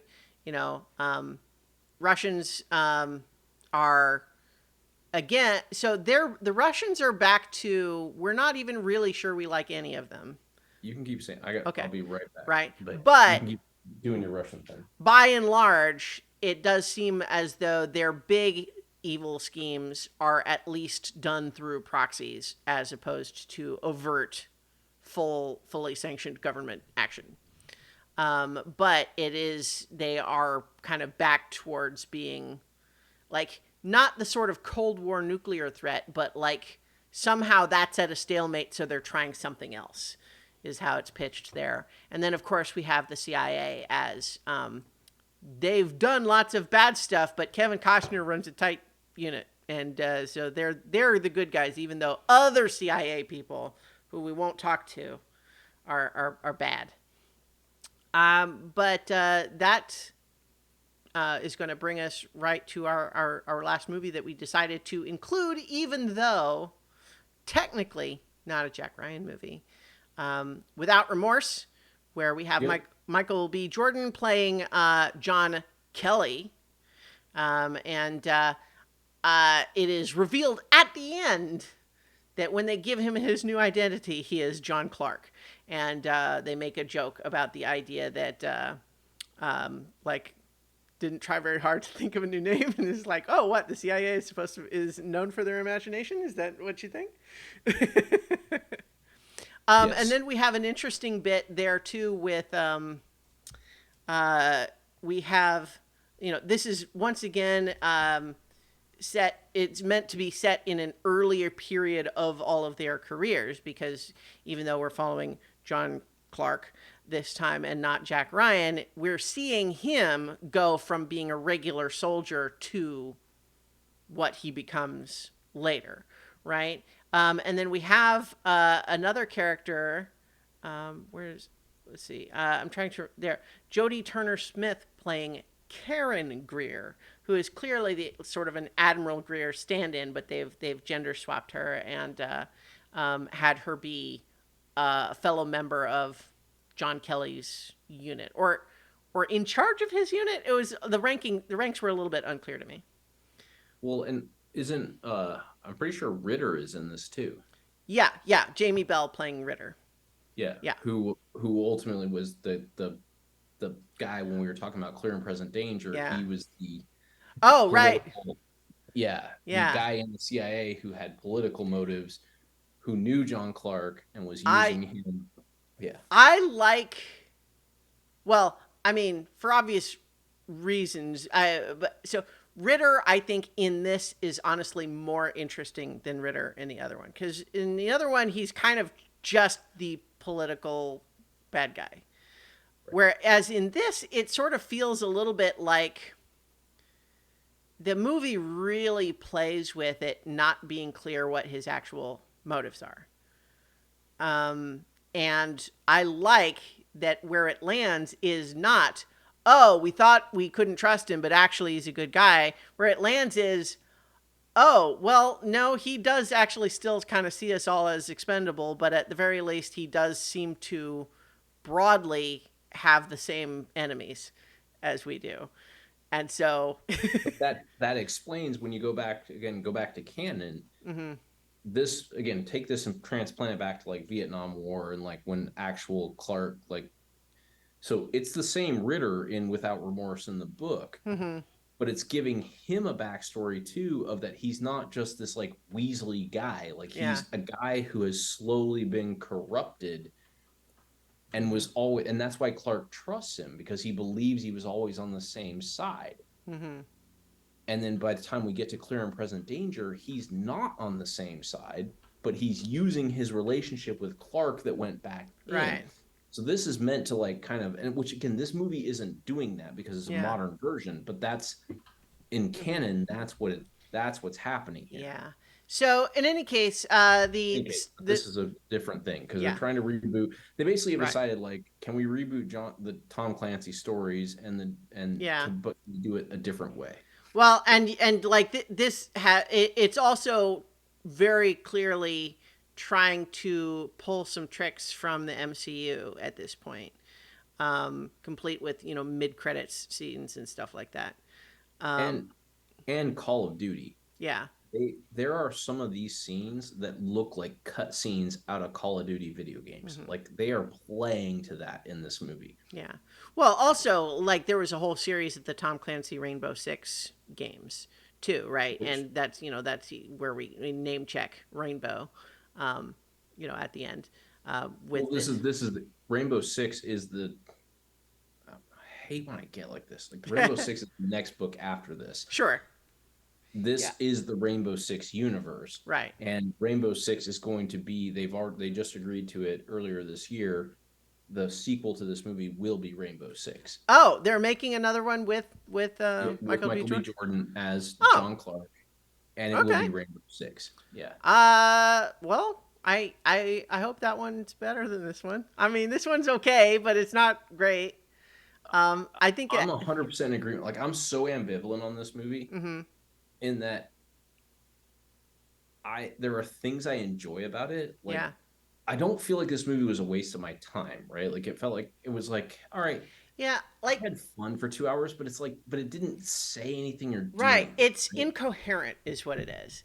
Like, if Yeah. Shadow Recruit was lifeless, this one is incoherent. It doesn't know what position it's actually trying to take. And I think what it's maybe trying to do is to convey that feeling of moral grayness, right? Like, I think that's probably what it's trying to do and have this complex web of political intrigue. And I mean, that's what it's trying to do. But what it ultimately kind of just does is wait, what?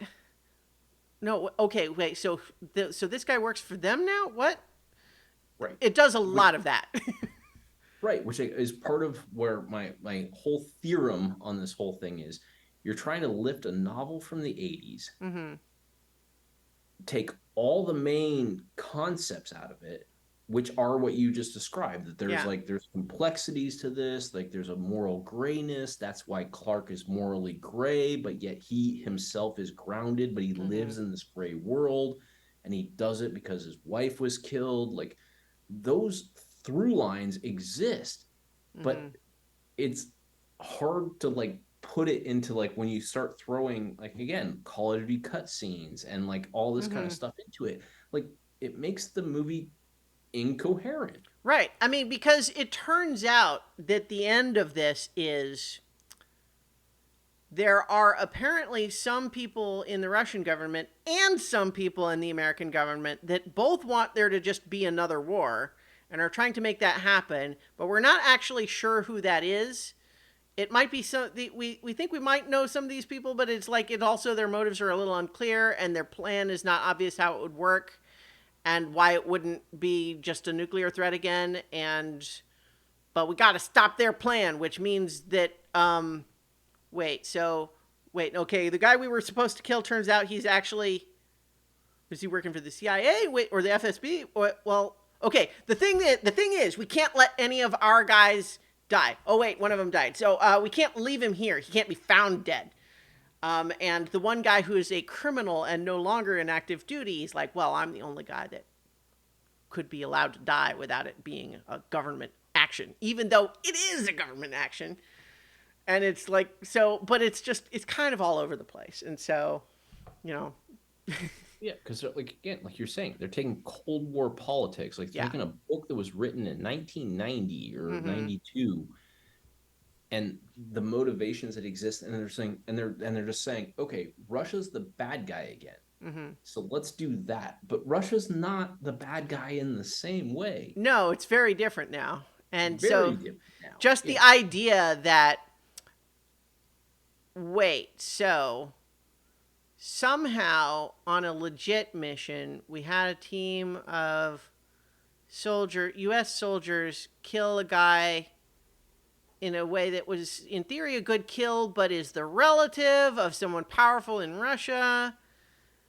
And then supposedly that's the motivation for revenge murders for all of his team, but it turns out that's actually just the cover story because it's supposed to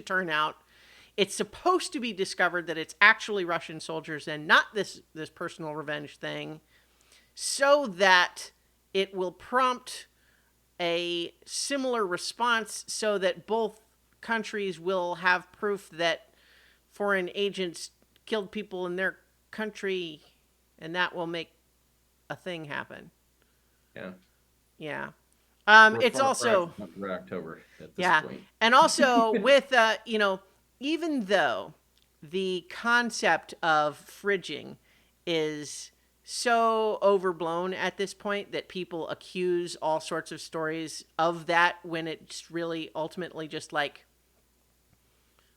a female characters are not allowed to die in any story now without someone saying it's fridging. Um, if anyone is not clear what I mean, the concept of fridging is basically referring to the idea. It was coined from comics specifically, the idea of you create a woman character whose only purpose of existence is to motivate the main character when she's killed. And there are certainly lots of stories that do that. But the thing that distinguishes that from a lot of the examples that people try to call fridging is that if you have a character who has been around for a while and done lots of things and has her own agency in the story, but she dies and the main character is sad about it, that's not fridging. That's just like character stakes. There's like characters can die. Like if Like Sam Neill in Hunt for Red October. right, yeah. So like the thing is, you don't call it fridging when the same thing happens to a male character in those scenarios. However, when you do have a character who is a wife and who is pregnant and is nice in two scenes, and then is murdered along with the with her unborn baby, like everything about her character is how making it sad when she's killed, and so Michael B. Jordan would be really mad. So like that's more of an example of the classic trope of fridging, which again is a trope. It should not be perceived as something that is automatically always bad as much as it becomes cliche because a lot of stories do it, is the point. So that's the other way that a lot of people get confused about that, because oddly enough, on the internet, not everybody is skilled at literary or cinematic analysis. And they say, oh, I heard about a thing, and this vaguely resembles that thing, therefore I'm calling them equal. But anyway, the point of all that was that, yes, there is not much to her character except for someone to be, for John to be sad about when she is killed. Yes, but to your point, like, you're also, who is your audience, Yeah. right? Mm-hmm. And it doesn't have, like, every story doesn't have to be perfect. And I'm not Oh, saying this is sure. a No, great story by any yeah. means, but every story doesn't have to be perfect for every audience. Because Oh, you know it's what? true. Like, I'm I'm okay. Like, and I'm not judging anybody who's not married, but like, I get Well, the way that you can draw a an entire plot out of not even yeah. worrying about who that person is, but just saying, hey, his wife was murdered and now Mm-hmm. he's really unhappy and Oh, mad and sure. wants to do The things. Like, yeah. there's a, to people like me, like, that story has a resonation. Oh, well, And it doesn't sure. mean that it's like a great, like, philosophical or literary story. It just Mm-hmm. means like, hey, like, it resonates. Okay, but let me reiterate that my point is not that doing that makes it a bad story. It's that 1,000 other movies have done the same story. Right. Is That's that's the issue? Is that it's cliche, not that it's automatically a bad thing.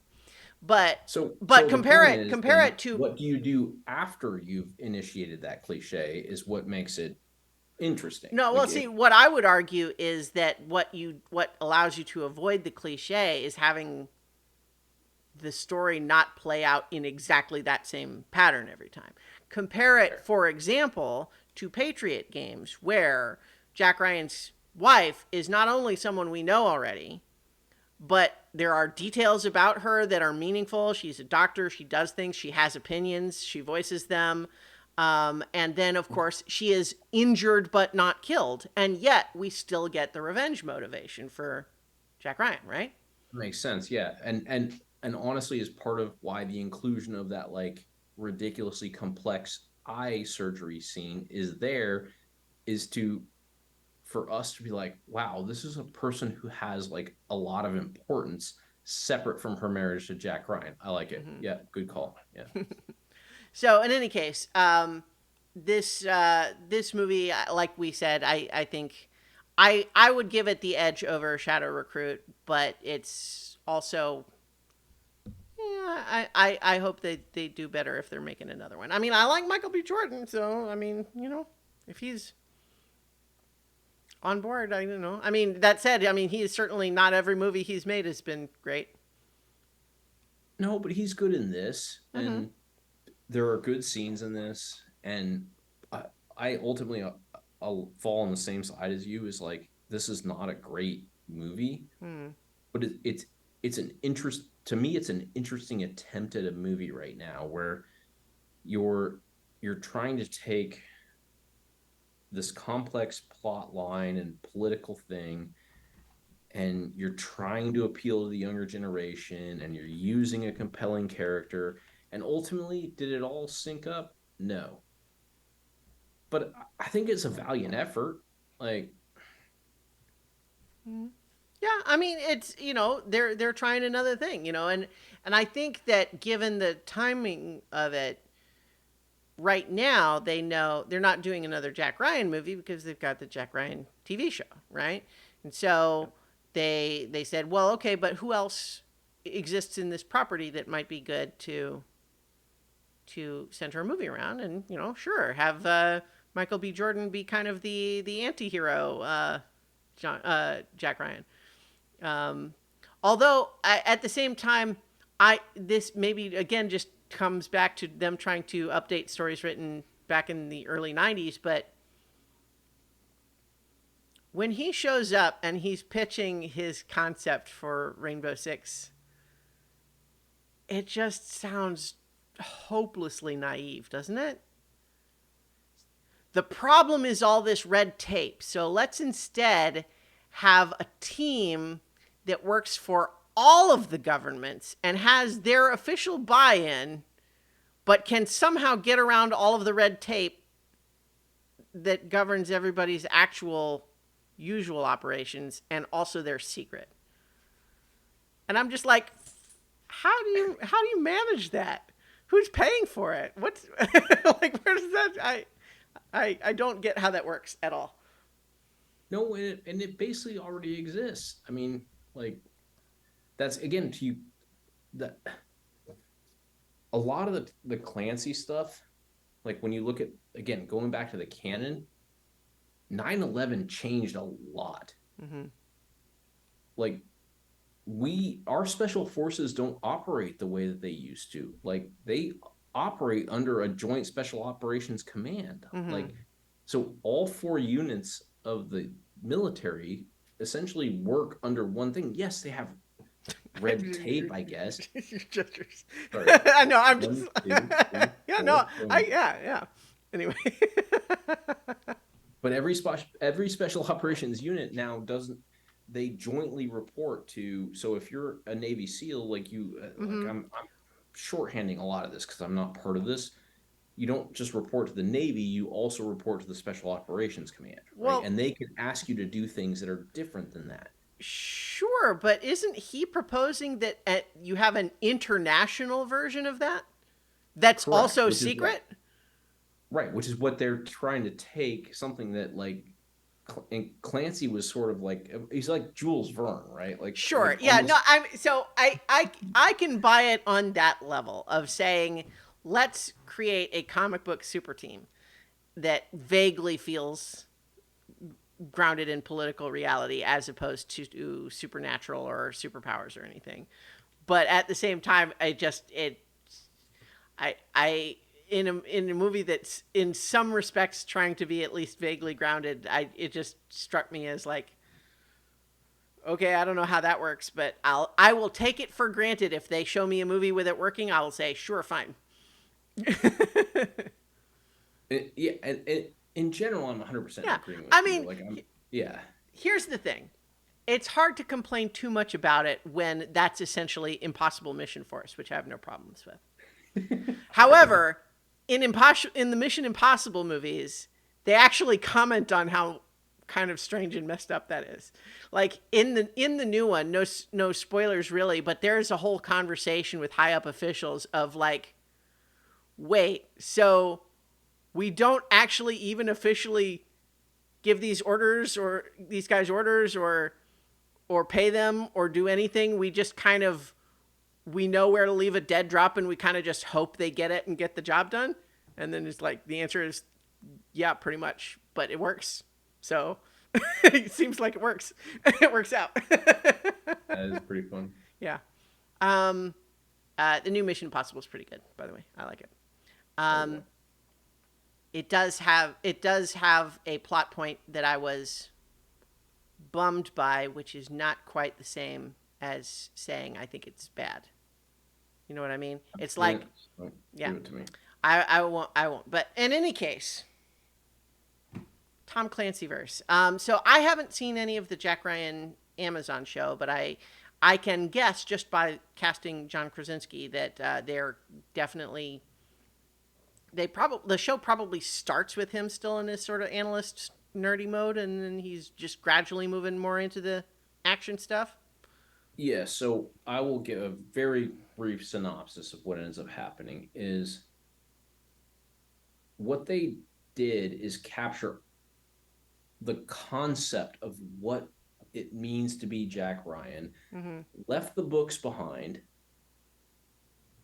put it truly into the modern era, Mm-hmm. and rebooted all of it together. Yeah. So he starts out as an analyst in a modern geopolitical world. as opposed to trying to take a Tom Clancy story and put a young guy into it, Mm-hmm. as opposed to trying to, which I think Kenneth Branagh tried to do a little bit. Yeah. His modern geopolitical world was, with the it didn't quite work, right? To your Yeah. point, maybe that's not his wheelhouse, Mm-hmm. but that's what they did. Like they went and they said, okay, here's a guy who experienced, the what we did to prisoners post 9/11, right? Like what he was on in those camps, Mm-hmm. and he saw these things, and he was an analyst, and he was brought into this, and it changed how he thought. Mm-hmm. And then it brings in the modern world, and he slowly escalates into, I have to be a participant. And it did all of what made John Ryan great. Jack Ryan. Jack Ryan, sorry, Jack Ryan. We were talking about John Clark just a second Yeah. ago. Well, and Um, John Krasinski. So. yeah, and John Krasinski. But it took all the things that made Jack Ryan great, and it truly rebooted them. Yeah. Well, the And it, impression I had just looking at the promotional stuff is that it's kind of like, what if Zero Dark 30, but Tom Clancy? yes, because that's the first season, is that he's part of that. That's what kind of launches his career, Mm-hmm. is that he's an analyst as part of, quote unquote, the Zero Dark 30 crowd, and he has to get involved, and then he gets into more and more as he grows through the CIA, and it does all the things that were right about the Clancyverse. He grows, he gets promoted, he gets into new things. There are new politics and complications that he's associated with. Like it's doing all that right. So, Hmm. which is what made me want to go back and say, Sure. why didn't it work before? Yeah. And that's my summation of why it does work now and why it didn't work before. Yeah. I think that, like, I, I, I think with those last three movies that we talked about, I think probably my bullet summary of why didn't it work in terms of like beginning it to be a whole franchise again. Some of All Fears, I think it was so close after 9/11 that just nobody really quite knew what tone people wanted yet. Mm-hmm. Um, the entire world was in flux at that time. And it's very difficult to tell this kind of story when you don't know how people feel about anything. But then you have Kenneth Branagh's, which for someone who made a Frankenstein movie, I think what we have is an example of a pretty good looking body on the slab that doesn't ever actually get up and walk around. And then Without Remorse, as we kind of discussed, that like it at least has some energy to it, but it also, I think, in aiming for murky, it kind of landed in opaque. It just doesn't really kind of know what it's trying to say or what's actually happening. It's kind of just confusing, incoherent. We said that already, so it's might as well just use the correct word. Yeah. So I'll say, I forgot about this. I read an interesting stat. I don't remember where I was looking at this, but Some of All Fears, the majority of the opening weekend audience was 50 plus. Hmm. So this franchise has been trying to figure out how to get the younger crowd, like Yeah. how to take what Tom Clancy did Mm-hmm. in writing a great character and a great story, but not make it a Tom Clancy thing, Yeah. right? And so Rainbow Six was one thing, which is part of why Without Remorse looks the way that it does. It looks like a video game. Mm-hmm. And so it'll be interesting to kind of see how this all Oh, evolves. the other thing to just tie into summarizing that little piece of the conversation with uh, it probably didn't help my perception of Shadow Recruit or Without Remorse that I also recently rewatched Children of Men, which, if you haven't watched it in a while, actually that great. It really is. So, like, it's one of those movies that, like, I kind of would have said, yeah, I mean, I remember liking it. It's pretty good, right? But I haven't watched it in 20 years or whatever, however long since it was new. And then I put it on and I rewatch it. It's like, oh, right. No, it's like actually really good, not just oh, pretty good. It was like, no, actually very, very good, and doing a lot of these sorts of big shootout, sort of tense thriller sequences. But when you compare the those to the ones that we got in Without Remorse or Shadow Recruit, and they suffer by comparison. Yeah. But okay, so I Yeah. think that was a great discussion. Shall we talk about next time? Yes. It sounded like you were most interested of the ideas we discussed. Sounded like you were most interested in the DreamWorks animation one. Yeah. Yes. I would Oh, love to visit all of your ideas at oh, some sure, point. sure. Well, no, I This mean, was you the know one what? that, Like, yeah. I was tossing out a couple of ideas, but so one of the things that occurred to me is you and I. I know you and I are both big fans of The Road to El Dorado, which Yes. is oh, it's a great movie, and we will talk about it because that's part of what we're doing. But my enjoyment of that movie made me reflect on how DreamWorks, as a studio, used to do 2D animated movies, where they opened a whole studio to do that.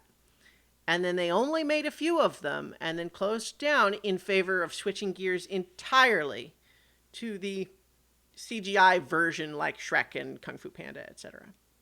Which has obviously continued, right? Like they continued making those. That has become the trend.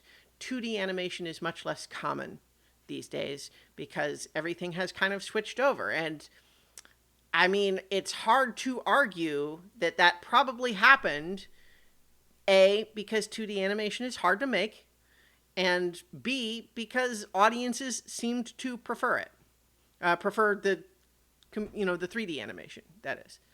Um, I don't know if how true that is necessarily, but to the extent that you can tell these things, it seems like there's enough evidence to support that side that that's maybe what happened. But I bemoan that because I love 2D animation and there were some great movies there. So I thought, what if we talk about just those movies that DreamWorks' 2D animation studio made between 1998 and 2003, the only years of its existence?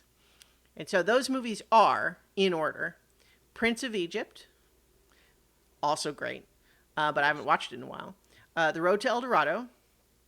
There was a direct to home video, Joseph, King of Dreams, that I don't know. I don't know if we need that one. Uh, Spirit, Stallion of the Cimarron, which I have. There is kind of a joke that goes around the internet sometimes that that is a title where you could take those words and you could change the nouns in any order and it sounds just as coherent. Stallion, Spirit of the Cimarron, Cimarron, Stallion of the Spirit. It's just like you switch them all around, it's fine. And then the last is Sinbad, Legend of the Seven Seas, and that was the last one. So I don't know if we need to care about Joseph, King of Dreams, but I propose that we watch Prince of Egypt, Road to El Dorado, Spirit, Stallion of the Cimarron, and Sinbad, Legend of the Seven Seas. I'm in.